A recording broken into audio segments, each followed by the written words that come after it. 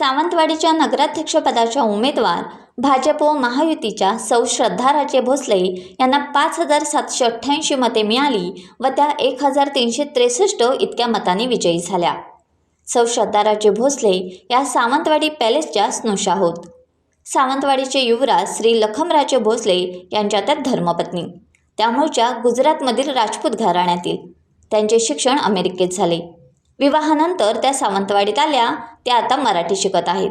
त्या सर्वांशी बोलताना मोडक्या तोडक्या मराठीत बोलतात, तेव्हा साऱ्या सावंतवाडीकरांना त्याचे विलक्षण कौतुक वाटते। आपल्या घरातील मुलगी परक्या मुलकात गेली की तेथील स्थानिक भाषा शिकण्यासाठी प्रयत्न करते, तशाच प्रकारे सौ श्रद्धाराजे भोसले आता विवाहानंतर सावंतवाडीत आल्या असून त्या मराठी शिकण्याचा जोरदार प्रयत्न करीत आहेत। त्यांना भाजप व महायुतीने सावंतवाडी नगराध्यक्ष पदासाठी उमेदवारी दिली होती। त्यांना या निवडणुकीत 5,788 मते मिळाली, तर त्यांच्या निकटच्या उमेदवार ॲडव्होकेट नीता सावंत कविटकर यांना 4,425 मते मिळाली व सौ श्रद्धाराजे 1,363 मतांच्या मताधिक्याने विजयी झाल्या।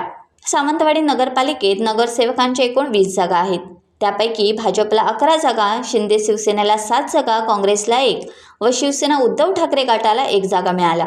म्हणजेच सावंतवाडी नगराध्यक्ष पदासोबत भाजपला सभागृहातही निर्विवाद बहुमत प्राप्त झाले। विजयानंतर बोलताना सौ श्रद्धाराजे भोसले यांनी सांगितले की सावंतवाडी नगरी ही सुंदर नगरी म्हणून ओळखली जाते। आपण सर्वांनी एकजुटीने प्रयत्न करून ती पुन्हा खरोखरची सुंदर नगरी करूया, असे त्यांनी सांगितले। सौ श्रद्धाराजे भोसले यांच्या विजयासाठी भाजपाचे ज्येष्ठ नेते श्री विशाल परब यांनी अविश्रांत मेहनत घेतली। त्यांनी निवडणूक प्रचार मोहिमेचे उत्तम प्रकारे नियोजन केले व भाजपला विजयी केले। सौ श्रद्धाराजे भोसले यांच्या निकटच्या प्रतिस्पर्धी ॲडव्होकेट नीता सावंत कविटकर या भूतपूर्व मंत्री नामदार दीपक केसरकर यांच्या शिवसेना शिंदे गट यांच्या उमेदवार होत। त्यांचा पराभव करून सौ श्रद्धाराजे भोसले विजयी झाल्याने श्री दीपक केसरकर यांना जबर धक्का बसल्याचे मत व्यक्त करण्यात आले। पाटेकर, श्रीदेव उपरकर आणि सर्व सावंतवाडीकरांना माझा स्नेहपूर्वक नमस्कार। हे आमचा पहिला निवडणूक होता आणि सावंतवाडीचे लोकांनी आम्हाला भरभरून मत देऊन विजय केला आहे, त्याच्यासाठी आम्ही खूप आभारी आहे। हे विजय फक्त आमचा नसून ते सर्व सावंतवाडीकरांचा आहे, ज्यांना सावंतवाडीमध्ये एक चांगला बदलाव आणायचा आहे।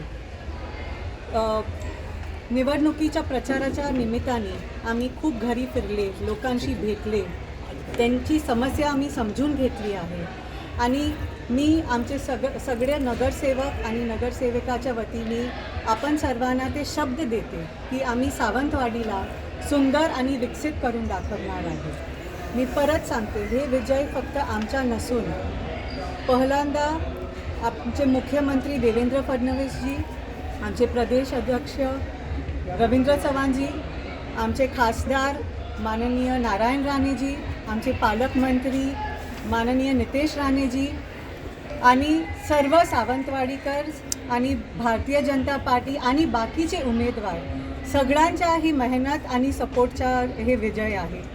आणि मी आपण सर्वांना तेच म्हणणार आहे की आपला आशीर्वाद आम्हाला नेहमी द्या। आम्ही सावंतवाडीमध्ये सुंदर काम करूया आणि आपण सर्वांना खुश ठेवूया। एकंदरीत सगळ्या ह्याच्यावर आणि त्या टीका असतानाही 11 आणि 7 म्हणजे तुम्ही विरोधी सत्तेतल्या शिवसेनेला बऱ्यापैकी तुम्ही विरोधी पक्षाच्या ह्याच्यावर ठेवला, काय त्यावर तुम्हाला काय एकंदरीत सगळ्यात सुधीर आडुळकरचं तुम्हा सर्वांना? मी फक्त हे म्हणणार की आमच्या सगळ्यांच्या एकच लक्ष आहे की सावंतवाडीला सुंदर आणि विकसित करायचं आहे।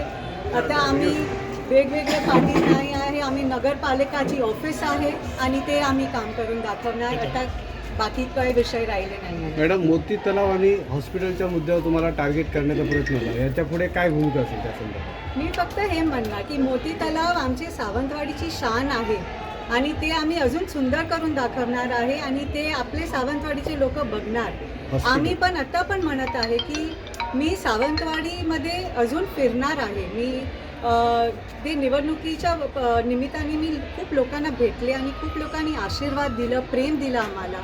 मला ते परंपरा सुरू ठेवायची आहे, लोकांची भेट मला अजून घ्यायची आहे आणि ते जे त्यांची समस्या आहे ते मला सोडून द्यायची आहे, ते आम्ही करणारच आहे। आणि जे हॉस्पिटलचा विषय आहे आम्हाला माहिती आहे ते खूप गरजेचं आहे, तर त्याच्यावर आम्ही खूप ध्यान देणार आहे।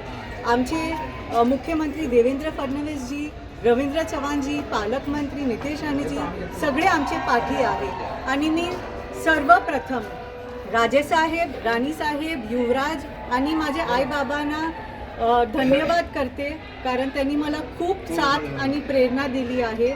आणि आज मी जे हे निवडणूक लढले आहे ते माझे जे राजघराण्याची परंपरा आहे, त्यांनी जे लोकसेवासाठी काम केलं आहे तेच लोकसेवाच्या परंपरा मी पुढे घेऊन जाणार आहे. टाइम्स डिजिटलला लाईक करा, शेअर करा, सबस्क्राईब करा आणि बेल आयकॉन दाबायला विसरू नका. Times digital.